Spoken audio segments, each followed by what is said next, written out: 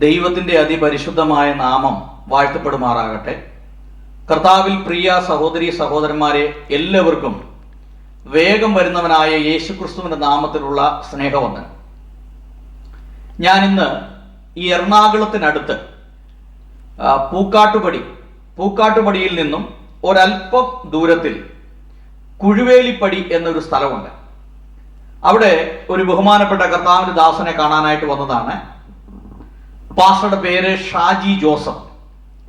ചില ദീർഘനാളുകളായി പാസ്റ്ററുടെ വീഡിയോകളൊക്കെ യൂട്യൂബിലും ഫേസ്ബുക്കിലൊക്കെ എനിക്ക് കാണുവാനായിട്ട് ഇടയായി തീർന്നിട്ടുണ്ട്. അന്ന് എൻ്റെ മനസ്സിൽ ഒരു ആഗ്രഹമായിരുന്നു, നാട്ടിൽ വരുമ്പോൾ പാസ്റ്റർ അടുത്തൊന്ന് കടന്നു ചെന്ന് ഇവരുടെ പ്രാർത്ഥന ആലയത്തെക്കുറിച്ചും അവരുടെ ശുശ്രൂഷകളെക്കുറിച്ചും പാസ്റ്ററുടെ ജീവിതാനുഭവങ്ങളെക്കുറിച്ചും ഒന്ന് കേൾക്കാൻ കഴിയണം എന്ന് ഞാൻ വളരെ നാളുകളായിട്ട് ആഗ്രഹിക്കുകയായിരുന്നു. ഇന്നാണ് അതിനൊരു സാഹചര്യം ഒരുങ്ങിയത്. പാസ്റ്ററെ, ഗോസ്പൽ TV UP എന്ന ഈ യൂട്യൂബ് ചാനലിലേക്കും ഗോസ്പൽ ഫോർ ഇന്ത്യ എന്ന ഫേസ്ബുക്ക് കൂട്ടായ്മയിലേക്കും പാസ്റ്ററെ ഹാർദമായി സ്വാഗതം ചെയ്യുന്നു. Thank you very much. Pastor സ്വയമായി പാസ്റ്ററെ ഒന്ന് പരിചയപ്പെടുത്താമോ? പാസ്റ്ററുടെ പേര്, ജനിച്ചു വളർന്ന സാഹചര്യങ്ങൾ, ഇപ്പോഴത്തെ സാഹചര്യങ്ങളൊക്കെ ഒന്ന് ബന്ധപ്പെട്ട് വീട്ടിൽ ആരൊക്കെ ഉണ്ട് ഒന്ന് പരിചയപ്പെടുത്താമോ? എൻ്റെ പേര് ഷാജി ജോസഫ് എന്നാണ്. ഞാൻ ജനിക്കുവാൻ ഇടയായത് കർത്താവിൻ്റെ വലിയ ദയാലാണ്. ഈ കാലഘട്ടത്തിൽ എറണാകുളം ഡിസ്ട്രിക്റ്റിൽ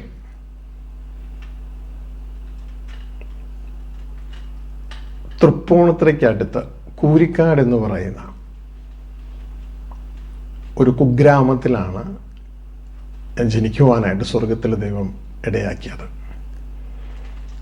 തുടർന്ന് അവിടെ വളർന്നു. ഒരു സാധാരണ സാമ്പത്തിക നില വളരെ താഴ്ന്ന ഒരു കുടുംബത്തിൽ ജനിച്ച് വളർന്ന് ചോറ്റാനിക്കര സ്കൂളിൽ 1ഉം 2ഉം ക്ലാസ്സും പഠിച്ച് തുടർന്ന് വീട് അവിടെ നിന്ന് മാറ്റപ്പെട്ടത് പ്രകാരം എറണാകുളം ഡിസ്ട്രിക്റ്റിലെ ചമ്പക്കര എന്ന് പറയുന്ന ദേശത്ത് തുടർന്നുള്ള ജീവിതവും തുടർന്ന് എല്ലാവിധ തിന്മകളിലും അകപ്പെട്ട 8ാം ക്ലാസ്സിൽ വെച്ച് പഠിത്തം നിർത്തി ദുർഗുണ പരിഹാര പാഠശാലയിലാക്കുവാൻ മാതാപിതാക്കന്മാർ തീരുമാനമെടുത്തപ്പോൾ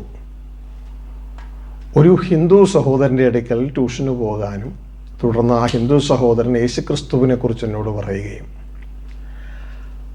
ആ യേശുക്രിസ്തുവിനെ തുടർന്ന് ചില സംഭവങ്ങളിലൂടെ എൻ്റെ കർത്താവും രക്ഷിതാവുമായി, എൻ്റെ നായകനായി, എൻ്റെ ഹീറോ ആയി ഏറ്റെടുക്കുവാൻ ഇടയാകുകയും അതേ തുടർന്ന് വിശുദ്ധ ബൈബിളിലെ 4 സുവിശേഷത്തിലൂടെ യേശുക്രിസ്തു ഭൂമിയിൽ പറഞ്ഞ സുവിശേഷം എന്തെന്ന് മനസ്സിലാക്കുവാൻ ഇടയായതോടുകൂടെ എൻ്റെ ജീവിതമാകെ മാറി.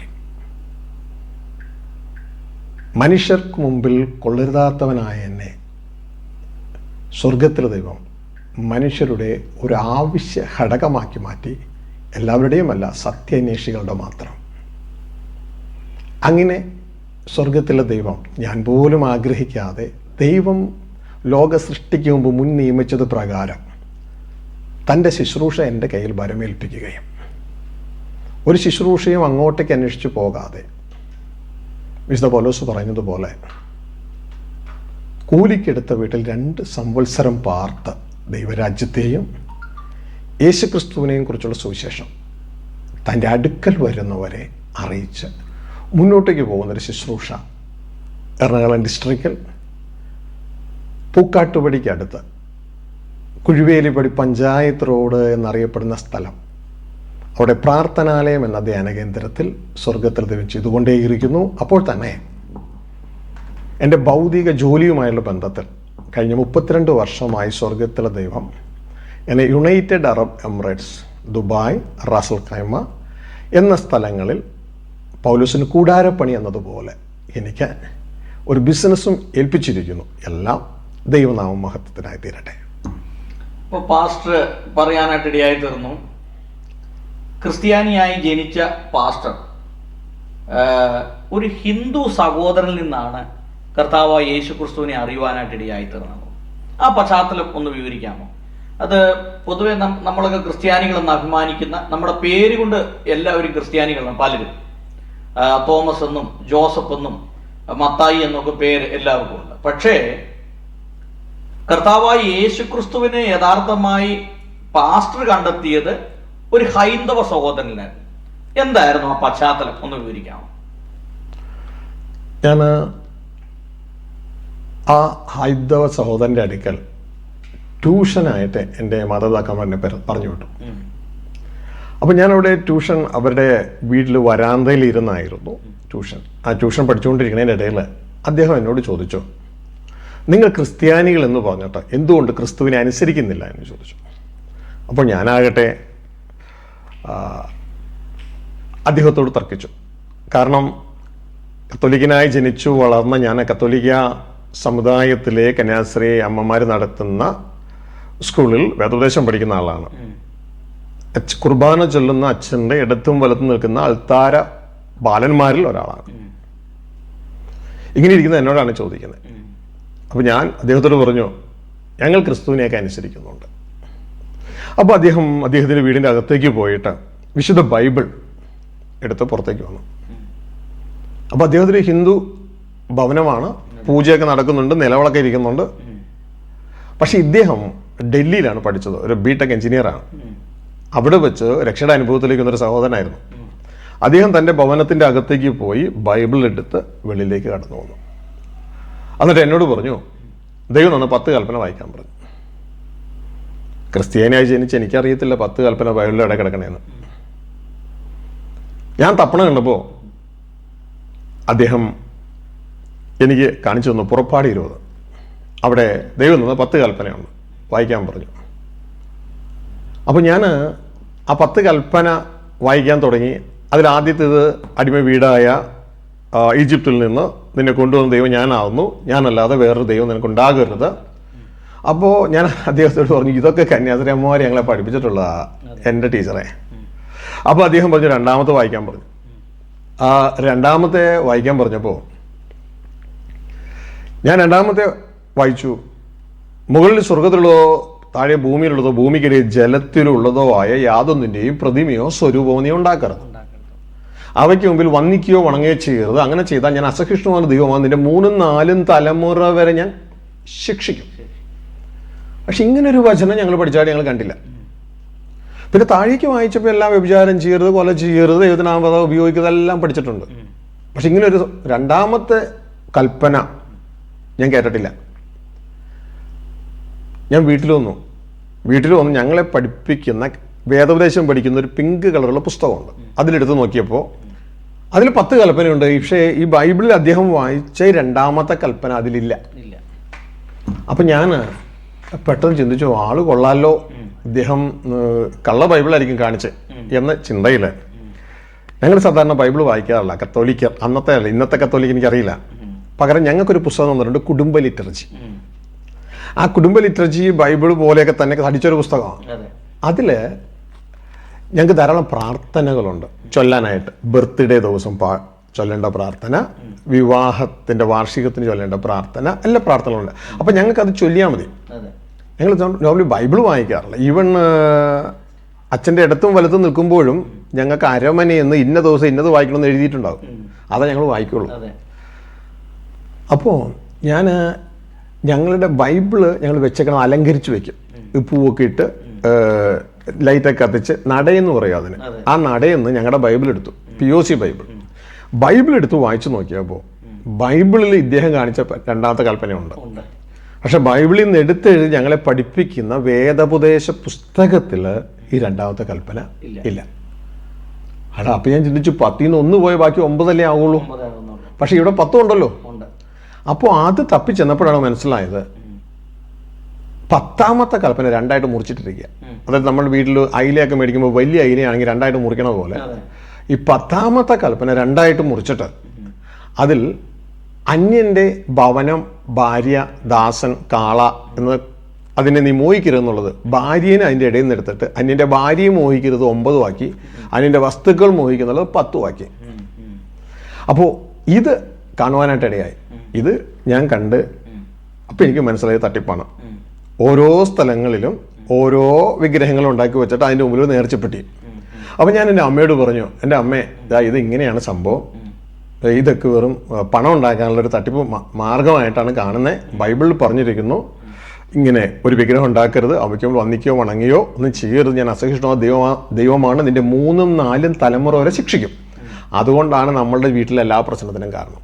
ഞങ്ങളുടെ വീട് എന്നൊരു ദാരിദ്ര്യം പിടിച്ചൊരു വീടാണ്. മഴ പെയ്താൽ വെള്ളം കയറുന്ന, പട്ടിക ദ്രവിച്ച, ഓടിട്ട ഒരു വീട്. ഇന്നത് പൊളിച്ചു കളഞ്ഞു. അപ്പോൾ ഇത് മാറാൻ വേണ്ടി എൻ്റെ അമ്മയും അപ്പനും ചില പള്ളിയിലെ അച്ഛന്മാരെ കൊണ്ടുവന്ന് നോക്കിച്ചിട്ട് അവർ പറഞ്ഞു, ഹിന്ദു ദൈവങ്ങളുടെ തേര് നിങ്ങളുടെ വീടിൻ്റെ മുകളിലൂടെ പോകുന്നുണ്ട്, അതാണ് നിങ്ങളുടെ ഈ പ്രശ്നങ്ങൾക്ക് കാരണം ലക്ഷങ്ങൾ കടങ്ങൾ മറ്റു വിഷയങ്ങളൊക്കെ ഉണ്ട്, മക്കൾ തലതെറിച്ചു പോയിരിക്കുന്നു. അപ്പോൾ ഞാൻ അമ്മയോട് പറഞ്ഞു, അമ്മേ, നമ്മുടെ പ്രശ്നത്തിൻ്റെ കാരണം ഇതൊന്ന് മാറിക്കഴിഞ്ഞാൽ നമുക്ക് ക്ലിയർ ആകും. അപ്പോൾ എൻ്റെ അമ്മേനോട് ചോദിച്ചു, മോനോട് ആരാ ഇത് പറഞ്ഞേ? ഞാൻ പറഞ്ഞു, ട്യൂഷൻ ടീച്ചർ സുരേഷ് സാറ്. അപ്പോൾ അമ്മ ഇങ്ങനെ എന്നോട് പറഞ്ഞ അർത്ഥം ഇതായിരുന്നു, ഹിന്ദുവോ, നമുക്ക് കൊച്ചച്ഛൻ, അച്ഛൻ, കന്യാശ്രീ അമ്മ, മെത്രാൻ, മാർപ്പാപ്പ, നമ്മുടെ തലസ്ഥാനം അങ്ങ് റോമില്ല, ഇത്രയും പേര് കണ്ടുപിടിക്കാത്ത കാര്യമാണോ ഈ ഹിന്ദു കണ്ടുപിടിച്ചേ? മുന്നൊരു കാര്യം ചെയ്യും, നാളെ മുതൽ ട്യൂഷന് പോകണ്ട. ഇതായിരുന്നു ഞങ്ങൾ ദൈവം കണ്ടത്. തുടർന്നുള്ള സംഭവത്തിലൂടെ അനുവദിക്കാതെ അമ്മയെ ദൈവം അനുവദിപ്പിക്കുവാനായിട്ട് ഇടയായി. ഒരു വലിയ ചില്ലിത്തെങ്ങിൽ നിന്ന് അമ്മ പാത്രം കഴുകുന്ന സമയത്ത് ഒരു തേങ്ങ വന്ന് അമ്മയുടെ നടുവിലോട്ട് വന്നങ്ങ് വീണു. അമ്മ ഏകദേശം 3 വർഷത്തോളം ആശുപത്രികളിലായിരുന്നു. തുടർന്ന് ആർക്കും ചികിത്സിച്ച് ഭേദമാക്കാൻ കഴിയാതെ യൂട്രസ് റിമൂവ് ചെയ്തു. കിടപ്പായ അവസ്ഥയിൽ അമ്മയുടെ ഒരു സ്നേഹിത വന്ന് അമ്മയോട് പറഞ്ഞു, ട്രീസെ, ഇങ്ങനെയൊരു ധ്യാനം നടക്കുന്നുണ്ട്, കത്തോലിക്ക സഭയിൽ നിന്ന് വിട്ടുപോകുന്ന ഒരു അച്ഛനാണ്, ഫാദർ മാത്യു തിരുമല, എറണാകുളം ഡിസ്ട്രിക്റ്റിൽ തോപ്പുംപടിയിൽ കഴുത്തുമുട്ട എന്ന് പറയുന്ന സ്ഥലത്താണ്. അപ്പോൾ അവിടെ വന്ന് ധ്യാനം കൂടിയാണ്, ഒരു പക്ഷേ ഈ അസുഖത്തിന് മാറ്റം ഉണ്ടാകും. അങ്ങനെ അമ്മ അവിടെ ചെന്ന് ധ്യാനം കൂടാൻ തുടങ്ങിയപ്പോൾ ഈ അച്ഛൻ അവിടെ ചെയ്ത കാര്യം എന്ന് പറയുന്നത്, ഈ അച്ഛൻ ആദ്യം ദിവസം തന്നെ സൃഷ്ടാവായിരുന്നു ക്ലാസ് എടുത്തു. ദൈവത്തിന്റെ 10 കൽപ്പനകളും ക്ലാസ് എടുത്തു. ഇതേ ക്ലാസ് 3 വർഷങ്ങൾക്ക് മുമ്പ് ഞാൻ അമ്മയോട് പറഞ്ഞതാ. അമ്മ അന്ന് അംഗീകരിച്ചില്ല, തിരസ്കരിച്ചു. പക്ഷെ അന്ന് അച്ഛൻ ക്ലാസ് എടുത്തപ്പോൾ, ബൈബിള് പ്രകാരം കറക്റ്റായിട്ട് ക്ലാസ് എടുത്തപ്പോൾ അമ്മ അംഗീകരിച്ചു. അതോടുകൂടെ സ്വർഗത്തിലെ ദൈവവും അമ്മയെ അംഗീകരിക്കുന്ന ഒരു കാഴ്ച ഞങ്ങൾ കണ്ടത്. ആ അച്ഛൻ കടന്നു വന്നിട്ട് പറഞ്ഞു, മോളെ, ഇനി നീ ഇതിനു വേണ്ടി ഒരു മരുന്നും കഴിക്കണ്ട, നിന്റെ കർത്താവ് നിന്നെ സൗഖ്യമാക്കുക. അന്ന് എൻ്റെ അമ്മയെ സ്വർഗത്തിലെ ദൈവം സൗഖ്യമാക്കി. അത് ഞങ്ങളുടെ ജീവിതത്തിലൊരു മാറ്റമായി തീർന്നു. തുടർന്ന് ഈ അമ്മ ഈ പ്രാർത്ഥനയ്ക്ക് വരുന്നതിന് മുമ്പ് പാസ്റ്റർ ഈ പ്രാർത്ഥനാ കൂട്ടായ്മയിലേക്ക് കടന്നു വന്നായിരുന്നു? ഇല്ല, ഈ അമ്മ മുഖാന്തരമാണ്. അപ്പോഴും കത്തോലിക്ക പള്ളിയിൽ തന്നെ തുടരുകയായിരുന്നു. കത്തോലിക്ക പള്ളിയിൽ തന്നെ തുടരുകയായിരുന്നു. ഈ അമ്മ മുഖാന്തരമാണ് തുടർന്ന് ഞാനും അവിടെ ചെല്ലാൻ ആയിട്ട് ഇടയായത്. അവിടെ ചെന്ന് ധ്യാനം കൂടുമ്പോൾ പാസ്റ്റർക്ക് എത്ര വയസ്സുണ്ട്? ഞാൻ ഒരു 93 കാലയളവിലാണ്, ഏകദേശം 92 എന്ന് വേണമെങ്കിൽ പറയാം. ആ കാലയളവിലാണ് അവിടെ ചെന്ന് ധ്യാനം കൂടുവാനായിട്ട് ഇടയാകുന്നത്. തുടർന്ന് അതിൻ്റെ ജീവിതത്തിൽ വലിയൊരു മാറ്റമായി തോന്നുന്നു. ദൈവസ്നേഹത്തിൻ്റെ ആത്മാവ് എന്നെ സ്പർശിക്കുവാനായിട്ട് ഇടയായി. ധ്യാനം കൂടിയതിന് ശേഷം എൻ്റെ ജീവിതത്തിലെ അനുഭവം എന്ന് പറയുന്നത്, ഞാൻ ഒറ്റയ്ക്കല്ല, എൻ്റെ കൂടെ മറ്റൊരാളെയും കൂടി ഞാൻ കാണാനായിട്ട് ഇടയായി. തുടർന്ന് എനിക്ക് എന്താണെന്ന് മനസ്സിലായില്ല. അന്ന് ഞാൻ ബൈബിളൊന്നും വായിക്കാറൊന്നുമില്ല. തുടർന്ന് ഈ പാസ്റ്റർ ഈ പറഞ്ഞതിൻ്റെ അകത്ത് ഒരു ചോദ്യം എന്ന് പറഞ്ഞാല്, നമുക്ക് ലഭിച്ചേക്കുന്ന ബൈബിള് കത്തോലിക്കർക്കായാലും പ്രൊട്ടസ്റ്റന്റുകാർക്കായാലും ബൈബിള് നമ്മൾ പഠിക്കുമ്പോൾ അത് ഒന്ന് തന്നെയാണ്. അപ്പൊ കത്തോലിക്കരെ സംബന്ധിച്ച് ചില പുസ്തകങ്ങൾ കൂടുതലുണ്ട്. എങ്കിലും നമ്മൾ പഠിക്കുന്ന ഈ ബൈബിൾ എന്ന് പറഞ്ഞു കഴിഞ്ഞാൽ ഈ വിവർത്തനങ്ങളിൽ ചില വ്യത്യാസം ഉണ്ടെന്ന് പറഞ്ഞാൽ ആശയം ഒന്നാണല്ലോ. അപ്പൊ എന്തുകൊണ്ടാണ് കത്തോലിക്ക സഭക്കാര് ഈ 10 കൽപ്പനയില് പാസ്റ്റർ പറഞ്ഞത് ഈ വിഗ്രഹത്തെ ഉണ്ടാക്കരുത്, അതിനെ നമസ്കരിക്കരുത്, ആരാധിക്കരുതെന്ന് പറയുന്ന ഭാഗം എന്തുകൊണ്ടാണ് അവർ മനസ്സിലാക്കാത്തത് അല്ലെങ്കിൽ കാണാത്തത്? എന്താണ് പാസ്റ്ററുടെ ഒരു അഭിപ്രായം? ഇതില് 2 കാര്യം. കത്തോലിക്ക സഭ ബൈബിൾ പഠിപ്പിക്കുന്നില്ലേ? അതാണോ അതിന്റെ ഒരു ശരിയായ വശം? ഇവിടെ 2 വശങ്ങളാണ്. കത്തോലിക്ക സഭ മാത്രമല്ല, ഏത് സഭയായാലും 2 വശങ്ങളാണുള്ളത്. സഭയിൽ നമ്മൾ കാണുന്ന മനുഷ്യപൂജ്യങ്ങളാണ്, മനുഷ്യരെ കാണുന്നത്. എന്നാൽ സഭയ്ക്ക് പുറകിൽ സഭ സത്യം അറിയരുതെന്ന് ആഗ്രഹിക്കുന്ന ഒരു വലിയ കിങ്ഡം ഉണ്ട്. അതാണ് പിശാചിന്റെ രാജ്യം. അപ്പോൾ പിശാചിന്റെ രാജ്യം എപ്പോഴും മനുഷ്യരെ തങ്ങളുടെ സ്വയത്തിലേക്ക് തള്ളിവിടും. പാപത്തിലേക്കല്ല ആദ്യം തള്ളുന്നേ, സ്വയത്തിലേക്ക് തള്ളിവിടും. അപ്പോൾ സ്വയത്തിലേക്ക് മനുഷ്യൻ കടന്നു വന്നാൽ ആ സ്വയം എന്ന് പറയുന്നത് പാപത്തിലേക്ക് വീഴാനുള്ള ഒരു ചതുപ്പ് നിലമാണ്. ഇതുകൊണ്ടാണ് ദൈവത്തിൻ്റെ വചനം പറയുന്നത് നിന്റെ സ്വയത്തിൽ ആശ്രയിക്കരുത്, സ്വന്തം ബുദ്ധിയിൽ ആശ്രയിക്കരുത്. അപ്പോൾ പിശാച് മനുഷ്യനെ തൻ്റെ സ്വയത്തിലേക്ക് കൊണ്ടുവരുമ്പോൾ മനുഷ്യൻ തെറ്റിപ്പോയ സ്ഥലമാണ് സ്വയം. ഇതാണ് ഏശയ്യ 53:6 പറയുന്നത്, നാം എല്ലാവരും ആടുകളെ പോലെ തെറ്റിപ്പോയിരുന്നു, നാം എല്ലാം താൻ്റെ വഴിക്ക്, അതായത് നമ്മുടെ സ്വയത്തിലേക്ക് തിരിഞ്ഞു. പിശാച് നമ്മളെ തള്ളി അവിടെ കൊണ്ടുവയ്ക്കാം. അപ്പം നാം രാജാവായി, ഞാൻ പറഞ്ഞത് ശരി എന്ന രീതിയിൽ നമുക്ക് നേട്ടം ഉണ്ടാക്കാൻ വേണ്ടിയുള്ള പല സംഭവങ്ങളും സഭയിൽ നമ്മൾ ഉണ്ടാക്കും. അങ്ങനെ ഉണ്ടാക്കിയതിൻ്റെ ഒരു ഭാഗമായിട്ടാണ് രണ്ടാമത്തെ കൽപ്പനയും പുറത്തു പോയത്. ശരിക്കും പറഞ്ഞാൽ പിശാച് സഭയെ തോൽപ്പിച്ചതാണ് കണ്ടത്. എന്ന് പറഞ്ഞു കഴിഞ്ഞാൽ ഇപ്പോൾ കത്തോലിക്ക സഭയിലെ വിഗ്രഹങ്ങളും അവിടുത്തെ ആരാധനയൊക്കെ നമ്മൾ മനസ്സിലാക്കുമ്പോൾ ഒരു പൈശാചികത അല്ലെങ്കിൽ ഒരു പിശാചിന്റെ ഒരു അധിവാസം അല്ലെങ്കിൽ പിശാചിൻ അവിടെ പ്രവർത്തിക്കുന്നു എന്നുള്ളതാണ് പാസ്റ്റർ ഇപ്പോൾ പറഞ്ഞു വരുന്നത് എനിക്ക് മനസ്സിലാവുന്നത്. ശ്രദ്ധിച്ചാട്ടെ, പിശാച് എല്ലാ മനുഷ്യരിലും പ്രവർത്തിക്കുന്നുണ്ട് നമ്മളിടം കൊടുക്കുമ്പോൾ. ഇതുകൊണ്ടാണ് ദൈവത്തിൻ്റെ വചനം പറഞ്ഞ സാത്താന് ഇടം കൊടുക്കരുത്. അത് പറയുന്നത് ജാതികളോടല്ല, വീണ്ടെടുക്കപ്പെട്ട ദൈവജനത്തോട്. എഫേസ്യർ ലേഖനം 4:27 പറയാണ് പിശാചിന് ഇടം കൊടുക്കരുത്. അപ്പോൾ പിശാച് ആരിലൂടെ വേണമെങ്കിലും പ്രവർത്തിക്കാം. ഈവൻ പത്രോസിന് ക്രിസ്തു അധികാരം കൊടുത്തു.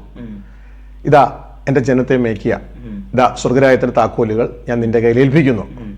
ഉടനെ തന്നെ പത്രോസ് യേശുവിൻ്റെ അടുക്കൽ വന്നിട്ട് പറഞ്ഞൊരു കാര്യം എന്ന് പറയുന്നത്, ക്രൂശീകരണത്തിലെ മരണം നിനക്ക് സംഭവിക്കാതിരിക്കട്ടെ എന്ന് പറഞ്ഞപ്പോൾ യേശു ക്രിസ്തു ഉടനെ പത്രോസിനോട് പറഞ്ഞത് ഇങ്ങനെയാണ്, നീ ദൈവത്തിനുള്ളതല്ല കരുതുന്നത്, മനുഷ്യർക്കുള്ളതത്രേ കരുതുന്നത് എന്ന് പറഞ്ഞിട്ട് പത്രോസിന്റെ പുറകിൽ പ്രവർത്തിക്കുന്ന സാത്താനെ ശാസിച്ചു. സാത്താനെ വിട്ടുപോ. അപ്പോൾ ഇവൻ പത്രോസിലൂടെ കൂടെ വേണമെങ്കിലും പിശാചിന് പ്രവർത്തിക്കാൻ പറ്റും. എന്നിലൂടെയും അങ്ങയിലൂടെയും പ്രവർത്തിക്കാൻ കഴിയും. ഇതേപോലെ കത്തോലിക്ക സഭയിൽ ആ ഭാഗത്ത് വചനം എടുത്തു മാറ്റാനായിട്ട് പ്രേരിപ്പിച്ചു. അത് മനുഷ്യൻ സ്വന്തം ലാഭത്തിനു വേണ്ടി അത് ചെയ്തു. അങ്ങനെയാണെങ്കിലേ എത്രയോ ആളുകൾ ഈ സത്യം അറിയാതെ ഈ നിത്യ നരകത്തിന് യോഗ്യരായിത്തീരുന്നു. അതാണ് പിശാചിന്റെ മിടുക്ക്. ഈ ലോകം എന്ന് പറയുന്നത് യഥാർത്ഥത്തിൽ നമ്മളുടെ യഥാർത്ഥ ജീവിതത്തിലേക്ക് കയറുന്നതിന് മുമ്പുള്ള പ്രവേശന പരീക്ഷ നടക്കുന്ന ഒരു എൻട്രൻസ് ഹോളാണ് ഈ ലോകം, ഈ ഫേസ്. ഈ ഫേസിൽ നിന്ന് വേണം നമ്മൾ അടുത്ത ഫേസിലേക്ക്, ജീവന്റെ ഫേസിലേക്ക് കയറാൻ. അതുകൊണ്ട് ഈ ഫേസിൽ ദൈവം തന്നെയാണ് സാത്താനെ ഇവിടെ അനുവദിച്ചിരിക്കുന്നത്. അതുകൊണ്ടാണ് സാക്ഷാൽ ദൈവപുത്രന്റെ മുൻപിൽ പോലും പരീക്ഷ എടുക്കാൻ സ്വർഗത്തിലെ ദൈവത്തിന്റെ ആത്മാവ് യേശുവിനെ സാത്താനാൽ പരീക്ഷിക്കപ്പെടേണ്ടതെന്ന് നയിച്ചത്, നടത്തിയത്. അത് നമുക്ക് മുമ്പിൽ നല്ലൊരു എക്സാമ്പിളാണ്. അതുകൊണ്ട് ഈ ലോകം കൊണ്ട് ഒന്നും അവസാനിക്കുന്നില്ല. ഈ ലോകം കൊണ്ട് യഥാർത്ഥത്തിൽ നമ്മളുടെ പരീക്ഷ, എൻട്രൻസ് ടെസ്റ്റ് കഴിഞ്ഞ് നാം ജീവങ്കലേക്ക് പ്രവേശിക്കുകയാണ്. ഇതുകൊണ്ടാണ് ബൈബിൾ പറയുന്നത്, ജീവനെ ആഗ്രഹിക്കുകയും ശുഭകാലം കാണുവാൻ ഇച്ഛിക്കുകയും ചെയ്യുന്നവൻ. അപ്പോൾ യഥാർത്ഥത്തിൽ ജീവനാണ് അടുത്ത ഫേസിലുള്ളത്. ഇതുപോലെ തന്നെ ബൈബിളിലെ ചില വാക്യങ്ങൾ കർത്താവ് ഇങ്ങനെ പറയുന്നു, ജീവനിൽ കടക്കുവാൻ ഇച്ഛിക്കുന്നവൻ. അപ്പോൾ ഈ ഫേസ് എന്ന് പറയുന്നത് മരണത്തിന്റെ ഫേസാണ്. അടുത്ത ഫേസാണ് ജീവന്റെ ഫേസ്. അപ്പോൾ ഈ ഫേസിൽ ഞാനും നിങ്ങളും ആരെ അനുസരിക്കുന്നു? ദൈവത്തെ അനുസരിക്കുന്നുവോ അതോ പിശാചിനെ നമ്മൾ പോലും അറിയാതെ ലോക സിസ്റ്റത്തെ, നമ്മുടെ സ്വയത്തെ അനുസരിക്കുന്നുവോ എന്നുള്ള പരീക്ഷ മാത്രമാണ് ഈ ലോക ജീവിതം. അപ്പോൾ പാസ്റ്റർ, ഈ പാസ്റ്ററുടെ അമ്മ ഈ കൂട്ടായ്മയിലേക്ക് വന്നു. അപ്പോൾ ഒരു അച്ഛനെ കുറിച്ച് പറഞ്ഞല്ലോ, ഒരു ധ്യാനം നടത്തുന്ന ഒരു അച്ഛനെ കുറിച്ച്. അച്ഛൻ കത്തോലിക്ക സഭയിൽ നിന്ന് മാറി നിന്ന ഒരു വ്യക്തിയാണോ അതോ കത്തോലിക്ക സഭയുടെ കീഴിൽ തന്നെയാണോ അദ്ദേഹം ധ്യാന കേന്ദ്രം നടത്തിയിരുന്നത്? ഞാൻ മനസ്സിലാക്കിയത് ഇങ്ങനെയാണ്, ആദ്യമായി കരിസ്മാറ്റിക് ധ്യാനം തുടങ്ങിയ 2 അച്ഛന്മാരിൽ ഒരാളാണ് ഫാദർ മാത്യു തിരുമല. മറ്റൊരു അച്ഛനും കൂടി ഉണ്ടായിരുന്നു. അപ്പൊ 2 പേരും കൂടെ അനുഗ്രഹകരമായി ധ്യാനം നടത്തിക്കൊണ്ടിരുന്നു വിശുദ്ധ ബൈബിളിന്റെ അടിസ്ഥാനത്തിൽ. പക്ഷെ അങ്ങനെ ഇരിക്കുമ്പോൾ അവർ 10 കൽപ്പനകളൊക്കെ ബൈബിൾ ഉള്ളതുപോലെ തന്നെ പറയുമായിരുന്നു. അങ്ങനെ ഇരിക്കുമ്പോൾ ഞാൻ കേട്ടത്, സഭയിൽ നിന്ന് വിലക്ക് വന്നു, അങ്ങനെ പറയരുത്, ഞങ്ങൾ പഠിപ്പിക്കുന്നത് പോലെ തന്നെ വേണം പറയാനായിട്ട്. അതായത് 2ാമത്തെ കൽപ്പന ഇല്ല, വിഗ്രഹങ്ങൾ ധാരാളം ഉണ്ട്. അപ്പോൾ ഈ ഒരച്ഛൻ അതിനോട് സഭയോട് ചേർന്ന് നിന്നു. ഈ അച്ഛൻ പറഞ്ഞു, ഞാൻ കർത്താവിനെ സേവിക്കാൻ ഇറങ്ങിയത് സത്യത്തിന് സാക്ഷി നിൽക്കാനാണ്. അതുകൊണ്ട് ബൈബിളിലെ സത്യത്തിന് ഞാൻ സാക്ഷി നിൽക്കുകയുള്ളൂ എന്ന് പറഞ്ഞപ്പോൾ അവിടെ നിന്ന് പുറത്താക്കപ്പെടേണ്ടതായി വന്നു. അങ്ങനെ ഈ അച്ഛൻ തൻ്റെ കുടുംബ സ്വത്ത് വിറ്റിട്ട് എറണാകുളം തൊപ്പുംപടിയിൽ കഴുത്തുമുട്ടുന്ന സ്ഥലത്ത് സ്ഥലം വാങ്ങി അവിടെ ഒരു ചെറ്റപ്പര പോലെ കെട്ടി ധ്യാനം നടത്തുന്ന സമയമായിരുന്നു അത്. അതിന്റെ അർത്ഥം ആ അച്ഛനെ കത്തോലിക്ക സഭ പുറത്താക്കി. തുടർന്ന് ആ സമയം അച്ഛൻ താൻ അറിഞ്ഞ സത്യത്തിൽ വേണ്ടി നിലനിന്നു. സത്യത്തിൽ അച്ഛൻ നിലനിൽക്കാനായിട്ട് ഇടയായി. എന്നാൽ ചില നാളുകൾക്ക് ശേഷം ആ അച്ഛന് പ്രായമാകുകയും രോഗം വരികയും ഈ ലോകത്തുനിന്ന് മാറ്റപ്പെടുകയും ചെയ്തു. ആ സമയത്ത് ഞാൻ ഗൾഫിലായിരിക്കുന്ന സമയമാണ്. ഇപ്പോഴും ഗൾഫിൽ തന്നെയാണ്. പാസ്റ്റർ അച്ഛന്റെ ധ്യാന കേന്ദ്രത്തിൽ ഇങ്ങനെ നിരന്തരം പോയിക്കൊണ്ടിരുന്നു. അതെ, അവിടെ നിന്ന് വചനം പഠിച്ചുകൊണ്ടിരുന്നു. പാസ്റ്ററുടെ മാതാവും കടന്നു പോന്നു. അങ്ങനെ ഇരിക്കുന്ന സാഹചര്യത്തിലാണ് പാസ്റ്റർ വിദേശത്തേക്ക് ജോലിക്കായിട്ട് കടന്നു പോകുന്നത് അല്ലേ? ആ സാഹചര്യത്തിലാണ് വിദേശത്തില് ജോലിക്കായിട്ട്. എങ്കിലും അച്ഛനുമായിട്ടുള്ള ഒരു നിരന്തരമായ ഒരു സമ്പർക്കം, ഒരു കോണ്ടാക്ട് ഉണ്ടായിരുന്നു? അങ്ങനെ നിരന്തര ഒരു കോണ്ടാക്ട് ഇല്ലായിരുന്നു. പക്ഷെ ഈ ധ്യാനം കൂടിയ സമയത്ത് എനിക്കുണ്ടായ ഒരു വ്യത്യാസം എന്ന് പറയുന്നത്, ഞാൻ ആ ധ്യാന കേന്ദ്രത്തിൽ ധ്യാനം കൂടാൻ പോയ സമയത്ത് ഞാൻ ഒരാളായിരുന്നു. പക്ഷേ ആ ധ്യാനം കൂടി എന്നെ തന്നെ നമ്മുടെ കർത്താവായ യേശുക്രിസ്തുവിന്റെ കയ്യിൽ ഏൽപ്പിച്ചു കഴിഞ്ഞപ്പോൾ ഞാൻ മനസ്സിലാക്കി എൻ്റെ കൂടെ മറ്റൊരാളും കൂടി കൂടിയതായിട്ട്. അന്ന് എനിക്ക് ബൈബിളിനെ കുറിച്ചൊന്നും അറിയില്ലായിരുന്നു. തുടർന്നാണ് ഞാനത് മനസ്സിലാക്കിയത്. വേറെ ആരുമല്ല, എൻ്റെ കൂടെ കൂടിയത് ദൈവമാണ്. എങ്ങനെ? തൻ്റെ ആത്മാവിലൂടെ. നിങ്ങളുടെ മർത്യശരീരം ദൈവത്തിൻ്റെ ആലയമെന്ന് നിങ്ങൾ അറിയുന്നില്ലയോ? അപ്പോഴാണ് എനിക്കിതൊക്കെ മനസ്സിലാകുന്നത്. ഇനി ഞാനല്ല ജീവിക്കുന്നത്, എന്നിലൂടെ ദൈവം ജീവിക്കുകയാണ്. അതിനായി എന്നിലൂടെ ക്രിസ്തു ജീവിക്കുന്നു എന്ന തലത്തിലേക്ക് തുടർന്നുള്ള ജീവിതത്തിൽ, എൻ്റെ ജീവിതത്തിൽ മാറ്റപ്പെടുവാനായിട്ട് ഇടയായി. അപ്പോൾ അങ്ങനെ പിന്നീട് എന്നാണ് പാസ്റ്റർ ഈ ഒരു പ്രാർത്ഥനാലയം ആരംഭിക്കാനായിട്ടുള്ളൊരു കാരണം എന്താണ്? എനിക്ക് സ്വയമായിട്ട് ഒരു സുവിശേഷകനാകണം, സുവിശേഷ വേല ചെയ്യണം എന്ന് പാസ്റ്റർക്ക് ഒരു ചിന്ത വരാനായിട്ടുള്ള ഒരു പശ്ചാത്തലം എന്താണ്? യഥാർത്ഥത്തിൽ എനിക്ക് അങ്ങനെ ഒരു ചിന്തയേ ഇല്ലായിരുന്നു. പക്ഷേ സ്വർഗത്തിലെ ദൈവം, ഞാൻ ഗൾഫിൽ ജോലി എടുത്തുകൊണ്ടിരിക്കുമ്പോൾ എനിക്കൊരു ദർശനം തന്നു. ഞാൻ ഈ ധ്യാനം കൂടിയ ധ്യാനകേന്ദ്രത്തിലെ ഈ അച്ഛൻ പ്രസംഗിച്ചുകൊണ്ടിരിക്കുമ്പോൾ അച്ഛൻ മരിക്കുന്നു. അപ്പോൾ ആ അച്ഛൻ മരിക്കുന്ന സമയത്ത് ഞാൻ അവിടെ ചെല്ലുന്നു. ഞാൻ അവിടെ ചെന്ന് അച്ഛൻ്റെ അടുത്ത് നിൽക്കുന്നു. ഉടനെ അച്ഛൻ എഴുന്നേൽക്കുന്നു. മരിച്ച അച്ഛൻ ഉയർത്തെഴുന്നേറ്റ ഉടനെ ശക്തിയായി ഇംഗ്ലീഷിൽ പ്രസംഗിക്കുന്നു. തുടർന്ന് വളരെ ശക്തിയോടുള്ള പ്രസംഗത്തിൽ ചില പൊട്ടിത്തെറികൾ പോലെ എന്തൊക്കെയോ നടക്കുന്നു, ചിലതൊക്കെ തകർന്നു. ആ സന്ദർഭം ഒന്നുകൂടെ പറഞ്ഞു, ഏത് ഓഡിയൻസ് ഒന്ന് കേൾക്കാൻ വേണ്ടിയാ. അപ്പൊ അച്ഛൻ നിലവിൽ മരിച്ചു? അച്ഛൻ അപ്പം മരിച്ചിട്ടില്ല. ഞാൻ ദർശനം കാണുകയാണ്. ദർശനം കാണുകയാണ്. ഞാൻ ഗൾഫിലാണ്, അച്ഛൻ കൊച്ചിയിലാണ്. അപ്പോൾ ഞാൻ കാണുന്ന ദർശനത്തില് ഇതാ അച്ഛൻ പ്രസംഗിച്ചുകൊണ്ടിരിക്കുന്ന അച്ഛൻ മരിക്കുന്നു. തുടർന്ന് ഞാൻ അവിടെ കടന്നു ചെല്ലുകയാണ് അച്ഛൻ്റെ അടുക്കൽ കടന്നു ചെന്ന് അച്ഛൻ്റെ ശവമഞ്ചത്തിന്റെ അടുക്കൽ നിൽക്കുമ്പോൾ അച്ഛൻ ഉയർത്തെഴുന്നേൽക്കുന്നു. അച്ഛൻ ഉയർത്തെഴുന്നേറ്റിട്ട് ശക്തിയോട് ഇംഗ്ലീഷിൽ പ്രസംഗിക്കുന്നു. എന്തൊക്കെയോ എടുത്തെറിയുന്നു. അപ്പോൾ അത് പൊട്ടിത്തെറിക്കുന്നു. വളരെ ശക്തിയേറിയ ശുശ്രൂഷ നടക്കുന്നു. ഇത് കണ്ടാണ് ഞാൻ എഴുന്നേൽക്കുന്നത്. ഞാൻ ദൈവത്തോട് ചോദിച്ചു, ഇത് എന്താണ്? അപ്പോ എന്റെ ഹൃദയത്തിൽ എന്താണെന്ന് ഹൃദയത്തിൽ ചോദിക്കുമ്പോൾ അച്ഛന്റെ ശുശ്രൂഷ തീരുകയാണ് എന്ന ഒരറിവ് വന്നു. അച്ഛൻ മരിക്കുന്നു. അപ്പൊ പിന്നെ ഞാൻ സങ്കല്പിച്ചു, അച്ഛൻ മരിക്കുന്നു, അപ്പോൾ ദൈവം എന്നെ കൊണ്ട് അവിടെ ചെന്ന് അച്ഛനെ ഉയർത്തെഴുന്നേൽപ്പിക്കുകയാണ്, ശുശ്രൂഷ ഏൽപ്പിക്കുകയാണെന്ന് ഞാൻ മനസ്സിൽ ചിന്തിച്ചു. അച്ഛനെ ഞാൻ ഉയർത്തെഴുന്നേൽപ്പിക്കുന്നു. അങ്ങനെ ഞാൻ ഇതൊന്നും അച്ഛൻ മരിക്കുന്നതിനെ കുറിച്ച് ചിന്തിക്കാതെ ഞാൻ ഗൾഫിൽ നിന്ന് നാട്ടിലേക്ക് വരികയാണ്. അപ്പൊ എൻ്റെ ഭൂമിയിലെ പിതാവ് എന്നെ ചേർക്കാൻ കൊച്ചി എയർപോർട്ടിൽ വരുന്നു. ആ കൊച്ചി എയർപോർട്ടിൽ വന്ന് പിതാവ് വന്നിരിക്കുന്നു. ഞാൻ പിതാവിൻ്റെ കാറിൽ കയറിയപ്പോൾ പിതാവ് എന്നോട് പറഞ്ഞു, അച്ഛൻ മരിച്ചു. ഞാൻ ദർശനത്തിൽ കണ്ട അതേ സംഭവം. അപ്പൊ ഇനി എന്താണ്? നാളെ അടക്കമാണ്. ഇതാ വന്ന് വീട്ടിൽ ബാഗും കാര്യങ്ങളൊക്കെ വെച്ചിട്ട് അടുത്ത ദിവസം അടക്കത്തിന് പോവാ. അപ്പൊ എൻ്റെ മനസ്സ് മുഴുവൻ ഇതാ. അപ്പൊ ഞാൻ ദൈവത്തോട് ചോദിച്ചു, ദൈവമേ ഞാൻ എന്താ ചെയ്യണ്ടേ? അപ്പോൾ എൻ്റെ അകത്തൊരു ചിന്ത ഇങ്ങനെ വന്നു, ബാഹാവൃക്ഷങ്ങളുടെ മുകളിലൂടെ ഞാൻ ചലിക്കുന്നത് കാണുമ്പോൾ നീയും മൂവ് ചെയ്യുക. അപ്പം ഞാൻ ഈ ചിന്ത കൊണ്ട് ഞാൻ അച്ഛൻ്റെ ആ ആലയത്തിൽ ചെന്നു. അച്ഛൻ്റെ ശവശരീരം കിടത്തിയിരിക്കുക. അപ്പോൾ ഞാൻ അതിനോട് ചേർന്ന് നിന്നു. ഇനി എപ്പോഴാണ് ഉയർത്തെഴുന്നേൽപ്പിക്കേണ്ടേ എന്നുള്ള ചിന്തയാണ് എൻ്റെ. ഞാനവിടെ ചെന്ന് നിൽക്കുന്നു, അച്ഛൻ ഉയർത്തെഴുന്നേൽക്കുന്നു, ശക്തിയോടെ ഇംഗ്ലീഷിൽ പ്രസംഗിക്കുന്നു. ഇതൊക്കെയാണ് ഞാൻ കണ്ടത്. അപ്പോൾ ഞാൻ അങ്ങനെ ചേർന്ന് നിന്നിട്ട് ഒന്നും സംഭവിക്കുന്നില്ല. കുറേ എല്ലാ പ്രാർത്ഥനയൊക്കെ കഴിഞ്ഞിട്ട് ഇതാ അച്ഛൻ്റെ ശവശരീരം എടുക്കാൻ പോകുന്നു. അപ്പം ഞാൻ ദൈവത്തോട് ഹൃദയത്തിൽ ചോദിച്ചു, ശവശരീരം എടുക്കാൻ പോവാ, അച്ഛൻ ഇതുവരെ ഉയർത്തെഴുന്നേറ്റില്ലല്ലോ, ഞാൻ എന്താ ചെയ്യേണ്ട, വല്ലതും പറയണോ? അപ്പം എന്നോട് അകത്തെന്ന് പറഞ്ഞു, നീ വീട്ടിൽ പൊക്കോളെ. അപ്പം ഞാൻ എന്താ സംഭവിക്കണേന്ന് അറിയാതെ ഞാൻ ശവം എടുത്തുകൊണ്ട് പോയി ഞാനും വീട്ടിലേക്ക് പോന്നു. പിന്നെയാണ് എനിക്ക് മനസ്സിലായത്, എൻ്റെ ഹൃദയത്തിൽ ശക്തമായ ഒരു ആഗ്രഹം ദൈവം എൻ്റെ അകത്തും തോന്നുന്നു, ആ ധ്യാനകേന്ദ്രം നീ ഏറ്റെടുത്ത് നടത്തണം. അച്ഛൻ മരിച്ചതോടുകൂടെ ആ ധ്യാനകേന്ദ്രം അവസാനിക്കുകയാണ്. ആ ധ്യാനകേന്ദ്രം നീ ഏറ്റെടുത്ത് നടത്തണം. അപ്പം ഞാൻ അതിനു വേണ്ടി ഒന്ന് അന്വേഷിച്ചു, ഭൗതിക നിലയിൽ ഒന്ന് അന്വേഷിച്ചപ്പോൾ അവർ ആ സ്ഥലത്തിന് പുള്ളിയുടെ അവകാശികൾ എന്ന് പറയുന്ന വ്യക്തികൾ കോടികൾ ചോദിക്കുന്നു. അപ്പോൾ അത് കൊടുക്കാനൊന്നും എൻ്റെ കയ്യിലില്ല. അപ്പോഴാണ് സ്വർഗത്തിലെ ദൈവം എന്നെ കൊണ്ട്, അന്ന് ഞാൻ ലോകപ്രകാരം ഒരു ബിസിനസ്സുകാരനാണ്.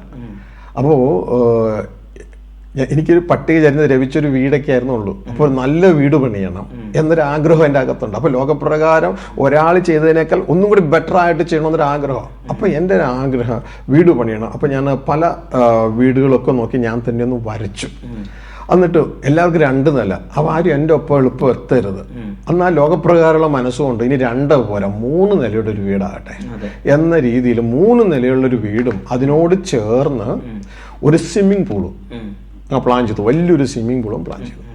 അങ്ങനെ വീട് പൂർത്തിയായി സ്വിമ്മിംഗ് പൂൾ അടിസ്ഥാനമിട്ട് പൊങ്ങുമ്പോഴാണ് ഈ ദർശനം എനിക്ക് തന്നത് സ്വർഗത്തിലെ ദൈവം. ആ ധ്യാനകേന്ദ്രം ഞാൻ വാങ്ങിക്കാനായിട്ട് ആഗ്രഹിച്ചു, പക്ഷേ കോടികൾ പറഞ്ഞുകൊണ്ട് ഞാൻ വിട്ടു. പക്ഷേ എൻ്റെ വീടിനോട് ചേർന്ന് പണി ആരംഭിച്ച ആ വലിയ സ്വിമ്മിംഗ് പൂള് അത് സ്വിമ്മിംഗ് പൂൾ ആകാതെ അതൊരു ധ്യാനകേന്ദ്രമായി അങ്ങ് പൊങ്ങി.